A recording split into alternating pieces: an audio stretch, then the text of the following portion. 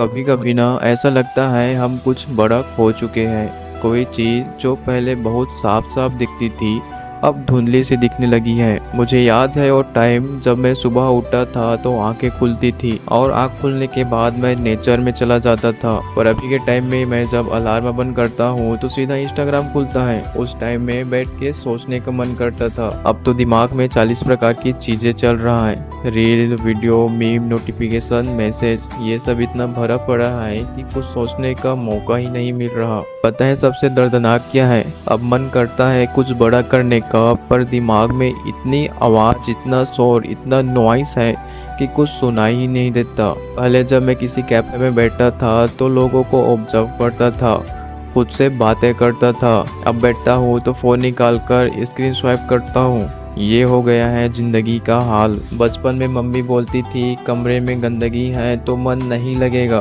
पर अब लगता है फोन में इतनी डिजिटल गंदगी हो गई है इसलिए अब दिमाग भी गंदा सा रहता है। फोन में गैलरी खोलता हूँ तो स्क्रीनशॉट पे स्क्रीनशॉट, कई कई मीम और रैंडम चीजें भरा पड़ा है, जैसे मेरा फोन नहीं किसी और का पर्सनल ट्रेस बिन हो। और मन करता है कुछ शुरू करूँ तो क्रोम में 17 प्रकार के टैब्स खुले होते हैं जिसमें से लेटर पढ़ना है कहकर अभी तक उसको पढ़ा भी नहीं और उस टैब को खोल कर रखा हुआ हूँ। मैंने सोचा क्या मैं सच में लेजी हूँ या मेरा माइंड ही इतना फुल हो गया है कि अब उसमें कुछ नया घुस ही नहीं सकता। हर दिन नया आइडिया आता है और उसी दिन उसे डिजिटल क्लटर दबा देता है। मानो तुम्हारे कमरे में कहीं कॉर्नर में एक म्यूजिकल इंस्ट्रूमेंट रखा हो जिसे बजाना तुम्हें बहुत पसंद है, पर उसके ऊपर इतने कपड़े, किताबें, बोतलें पड़ी हैं कि तुम्हें अब वो दिखता ही नहीं।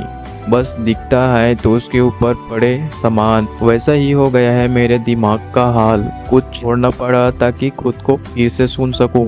इसीलिए ऐसे ही एक दिन मैंने फोन उठाया और गैलरी खोली। एक एक करके वो फोटो डिलीट करता गया जो सिर्फ इसलिए ली गई थी ताकि किसी को भेज सकूं या इम्प्रेस कर सकूं, या शायद फोटो लेना मेरा आदत बन गया था। कुछ फोटोज डिलीट की, दिल भारी हुआ, पर धीरे धीरे एक अजीब सा सेटिस्फेक्शन मिलने लगा, जैसे कमरा साफ करते हुए वो कॉर्नर मिल गया हो जहां धूप सीधी आ रही हो। फिर मैंने अपने फोन में एप्स को देखे। कुछ ऐसे एप्स थे जिन्हें देख के गिल्ट होता था, जैसे मेडिटेशन एप्स इंस्टॉल है पर कभी खोला ही नहीं। हेल्थ ऐप भी है पर उससे ज़्यादा तो जोमेटो का ऐप खोला हूँ। मैंने अपने लाइफ में बहुत चीज़ें कम नहीं की, बस थोड़ा सा चीज़ें कम किया। व्हाट्सअप खोला और उसमें से भी कुछ ग्रुप एग्जिट कर दिया जिसमें मेरी मौजूदगी से किसी को फर्क नहीं पड़ रहा था, उन ग्रुप को एग्जिट कर दिया। कुछ लोगों को म्यूट किया जो मेरे दिमाग में दिन भर घूमते रहते थे और मेरी अपनी आवाज़ को ही दबा देते थे। शायद तुम सोच रहे हो इससे क्या फ़र्क पड़ता है? फ़र्क पड़ता है भाई। पहले हर बार फ़ोन उठाता था तो लगता था कुछ मिस ना हो जाए। उसने मैसेज भेजा है, उसको नहीं देख रहा हूँ, डांटेगा। उसने फ़ोटो भेजा है, उसको सीन नहीं किया तो क्या होगा बाद में, ये सब लगता था।